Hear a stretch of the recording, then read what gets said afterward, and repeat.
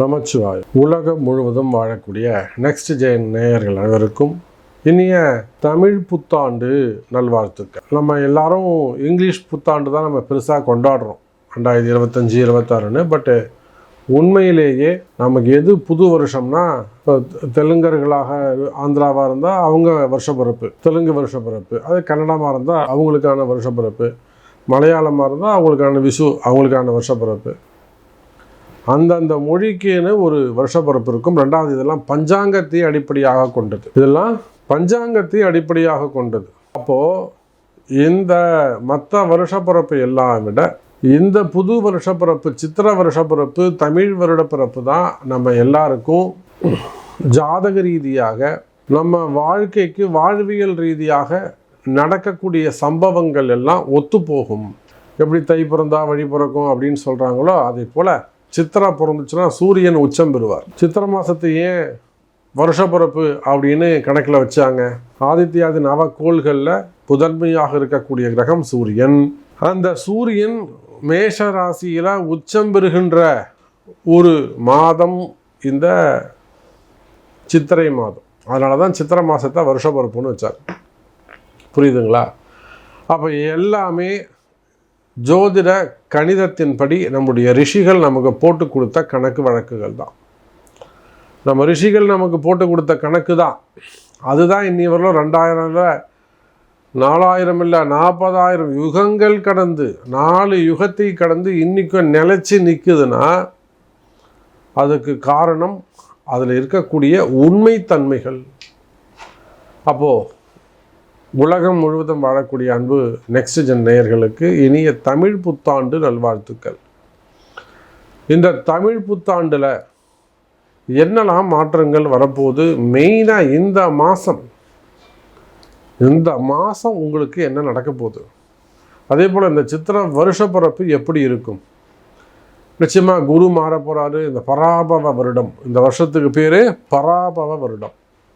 இந்த வருஷத்தில் 2 பெயர்ச்சிகள் உண்டு. ஒன்று குரு பெயர்ச்சி, இன்னொன்று ராகு கேது பெயர்ச்சி. அப்போ இந்த 2 பெயர்ச்சிகளை உள்ளடக்கிய இந்த பராபவ வருடம் மொத்தமாக இந்த வருஷம் எப்படி இருக்க போகுது? மெயினாக இந்த சித்திரை மாதம் அல்லது இந்த ஏப்ரல் மாதம் உங்களுக்கு எப்படி இருக்க போகுதுன்னு பார்க்கலாம் வாருங்கள். ரிஷபராசி நேயர்களே, தமிழ் புத்தாண்டு. இந்த தமிழ் புத்தாண்டை பொறுத்தவரையிலும் ரிஷபராசிகளுக்கு தொடர்ந்து இருந்து வரக்கூடிய தடைகள் விலகும். ஏன்னா ரிஷபராசிக்கு எல்லாம் நடக்கிற மாதிரியே இருக்கும், கிட்ட நெருங்கி வரா மாதிரி இருக்கும்.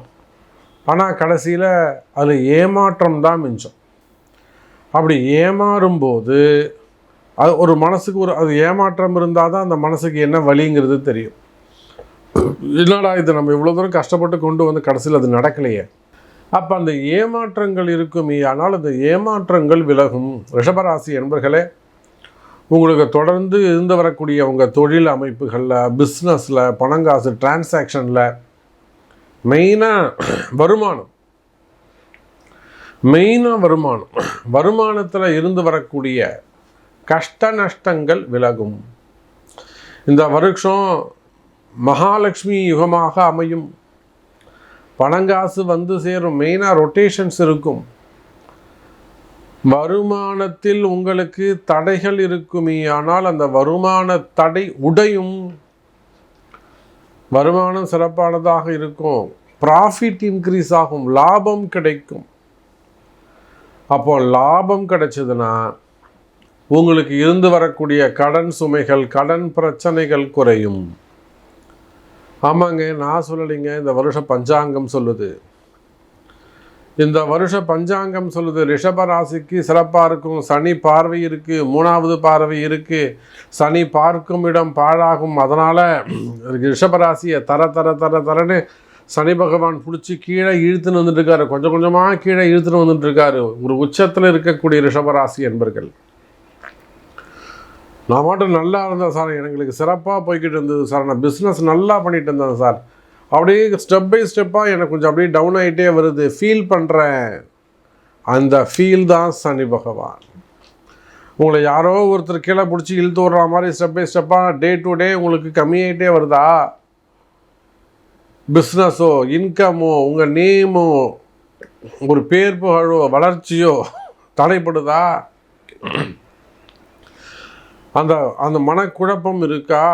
அதுதான் சனி பகவான். பொதுவாக ரிஷபராசிக்கு இது ஒரு மனக்குழப்பத்திற்கான காலம். ஏன்னா சனி ஒரு இடத்த பார்க்குறாருன்னா அது ஒரே ஒரு கன்ஃபியூஷனாக இருக்கும். எதை செய்யறது, எதை செய்யக்கூடாது, எதை செய்யணும் அதுவே முதல்ல தெரியாது. எதை செய்யணும்னே முதல்ல தெரியாது. அதுதான் உண்மை. அப்போது ரிஷபராசி அன்பர்களே, அந்த தடை விலகும். நிச்சயமாக இந்த ஜூன் மாதத்துக்கு பிறகு, தமிழில் சொல்லணும்னா ஆனி மாதத்திலிருந்து, சித்திரை, வைகாசி, ஆனி, ஆனி மாதத்திலிருந்து ரிஷபராசிக்கு அற்புதமான கால நேரம். கடன் சுமைகள், கடன் பிரச்சனைகள் குறையும். வாழ்க்கையில் நான் நிறைய பிரச்சனைகளை சந்திக்கிறேன் சாமி. பிஸ்னஸ்லேருந்து, கம்பெனிலேருந்து, ஃபேக்ட்ரிஸ்லேருந்து, குரூப் ஆஃப் கம்பெனிஸ், ஒரு 10-15 விஷயத்தை பிஸ்னஸை ஒரே குரூப்பில் கொண்டு போய் செய்யறது.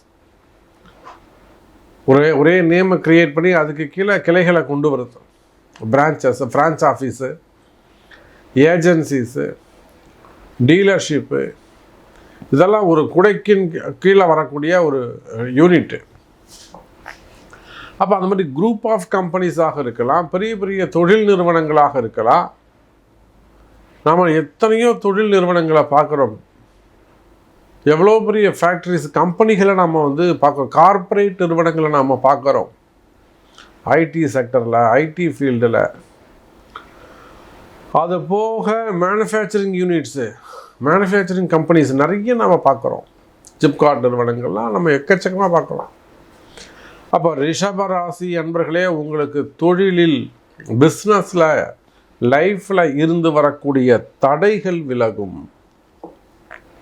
நீங்கள் யாராக இருந்தாலும், ஆண்களாக இருந்தாலும், பெண்களாக இருந்தாலும், நான் ஒரு கடை வச்சு நடத்துகிறேன் சாமி, நான் ஒரு ஓன் பிஸ்னஸ் பண்ணுறேன், நான் ஒரு ஆஃபீஸ் போட்டிருக்கேன், நான் வீட்டிலேருந்தே பிஸ்னஸ் பண்ணுறேன், நான் ஆன்லைன் பிஸ்னஸ் பண்ணுறேன், நான் ட்ரேடிங் பண்ணுறேன், ஷேர் மார்க்கெட் பண்ணுறேன், ஸ்டாக் மார்க்கெட் பண்ணுறேன், அதில் கன்சல்டன்சி வச்சுருக்கேன், நான் ஆடிட்டராக இருக்கேன், டாக்டராக இருக்கேன், ஹாஸ்பிட்டல்ஸ் வச்சு நடத்துகிறேன்.